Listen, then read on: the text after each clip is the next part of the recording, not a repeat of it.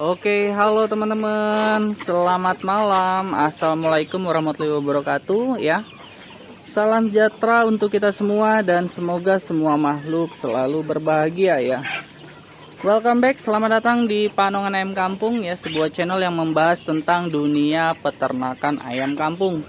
Khususnya ya seperti ayam kampung jenis KUB dari Balitnak ataupun Jawa Super yang memiliki banyak sekali jenis indukan ya. Nah, jadi teman-teman, sebelum kita membahas lebih jauh masuk kepada materi ngobrol-ngobrolnya pada malam hari ini, teman-teman tolong bantu like dan subscribe-nya, karena setiap hari teman-teman kita akan membahas tentang dunia perayam kampungan. Jadi supaya teman-teman bisa mendapatkan notifikasi, itu langsung aja teman-teman kasih like dan subscribe dan bunyikan loncengnya, karena ketiga hal itu adalah gratis ya. 100% ya. Semua pembahasan di sini itu berasal dari pengalaman, juga dari buku-buku, juga dari artikel-artikel mahasiswa-mahasiswi peternakan yang kami baca dan pelajarin ya. Jadi ya, meskipun tidak 100% sempurna, tetapi setidaknya bisa membantu teman-teman, khususnya para teman-teman pemula, untuk bisa meminimalkan kerugian dalam beternak ayam kampung. Jadi terima kasih buat teman-teman yang sudah aktifkan lonceng, subscribe, dan like-nya ya. Jadi hari ini kita mau bahas apa? Nah, kita mau bahas tentang beberapa kuman ya, beberapa penyakit. Jadi seperti yang teman-teman ketahui bahwa ya, dunia ayam kampung atau peternakan ayam kampung itu dihantui oleh kuman-kuman atau penyakit-penyakit. Nah, biasanya kuman atau penyakit itu ya, dalam konteks ini itu disebabkan oleh 3 hal. Yang pertama disebabkan oleh virus ya. Yang kedua disebabkan oleh bakteri. Dan yang ketiga ya, itu disebabkan oleh fungi, mikroba ya, atau sejenisnya. Jadi teman-teman, ketiga ya makhluk hidup tersebut ya, jadi virus, bakteri, dan mikroba itu adalah ketiga jenis makhluk hidup yang sangat kecil dan dia membutuhkan inang untuk hidup. Dan mungkin ayam-ayam teman-teman adalah inang yang tepat untuk mereka berkembang biak. Jangan sampai ya teman-teman ya. Jadi untuk bisa mengatasi hal itu, di Panongan Ayam Kampung sekarang setiap pagi dan malam seperti ini, sebenarnya sore ya teman-teman ya, itu kita selalu menyemprot atau memandikan ayam-ayam ya. Ini tadi habis dimandiin semua nih ya. Nah, bagaimana kita bisa memandikan ayam sebanyak ini teman-teman? Kita menggunakan spray ya. Kita menggunakan spray. Jadi semua ayam-ayam yang di kandang ini kita semua semprot ya, atau kita semua spray bahasa kerennya. Itu menggunakan sprayer seperti ini teman-teman. Nah, ini kapasitas 2 liter ya. Ini kapasitas 2 liter dan ini cukup untuk beberapa kandang satu ini ya. Nah, jadi teman-teman, kita tahu bahwa penyemprotan itu memang nggak bisa sembarangan ya, karena harus memiliki unsur ramah lingkungan juga. Jadi bukan cuman dia itu membunuh kuman, virus ya, atau mikroba, tetapi juga dia sanggup atau sanggup aman lah ya, atau aman untuk terkena di badan ayam. Nah teman-teman, jadi ya, kalau kita belajar ya, virus apa aja sih yang biasa menghantui dalam peternakan ayam kampung. Nah, yang pertama adalah virusnya itu adalah AI atau flu burung ya. Virus flu burung ini sangat mematikan sekali teman-teman ya.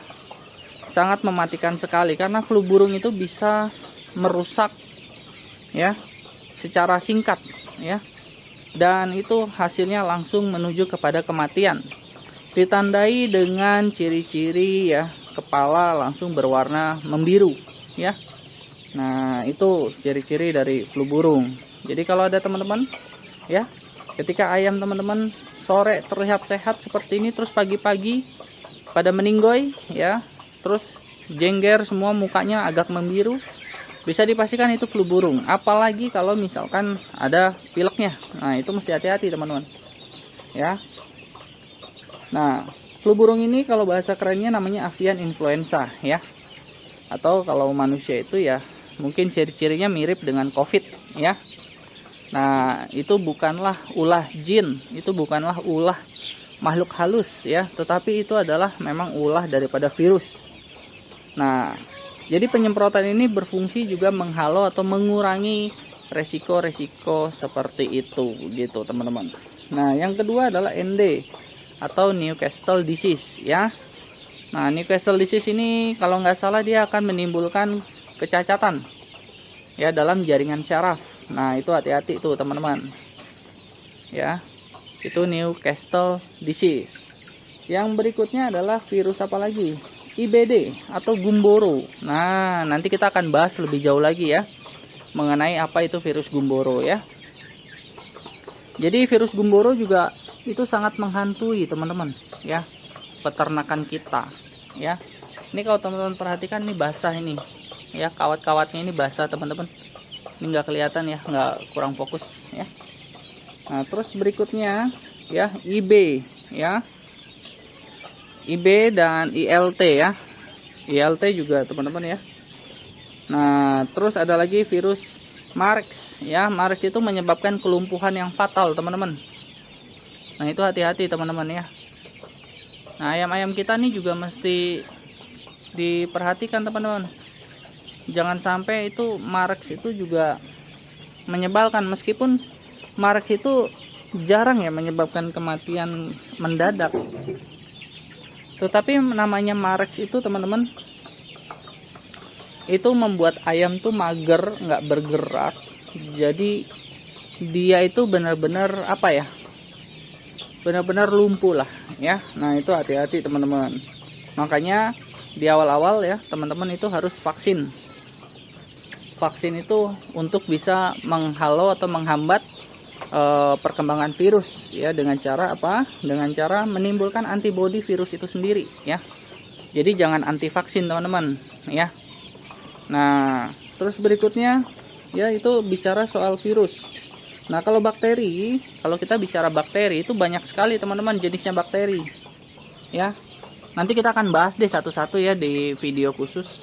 Jadi kalau bakteri itu ada namanya mycoplasma teman-teman ya, itu mycoplasma.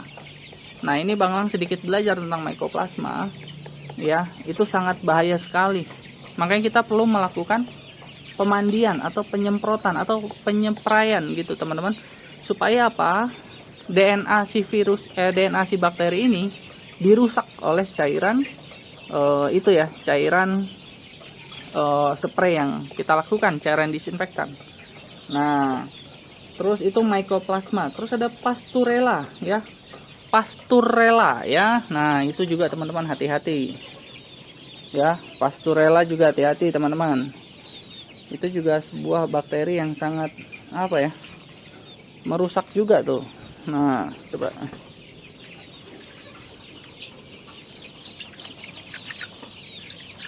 oh, kita pikir ayam kita sakit gengs, ternyata dia cuman bercanda-bercanda ngeprank kita doang gengs. Sudah, kita tutup lagi ya. Nah, oke, kita lanjutkan lagi.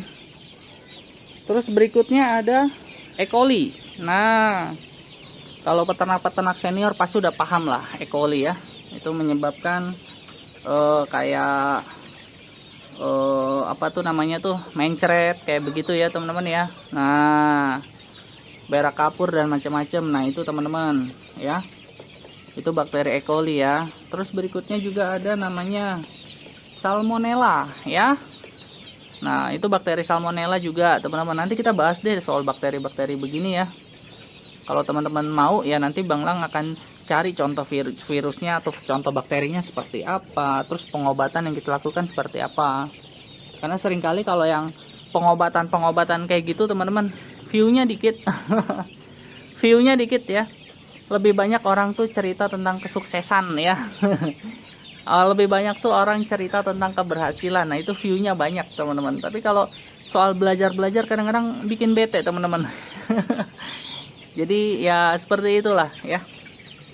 Nah, terus berikutnya teman-teman, jamur. Nah, jamur. Kalau jamur itu memang nggak kelihatan, tapi biasanya jamur itu ada dua sisi ya. Seperti yang Bang Lang pelajari, bahwa jamur itu ada yang bersifat jamur baik dan jamur jahat, dan itu biasanya sangat berpengaruh di kandang-kandang yang alasnya sekam teman-teman ya, sangat berpengaruh di kandang-kandang yang alasnya sekam. Nah, kurang lebih seperti itu tuh kalau misalkan bicara. Mau diapain dong, Pak? Mau kemana?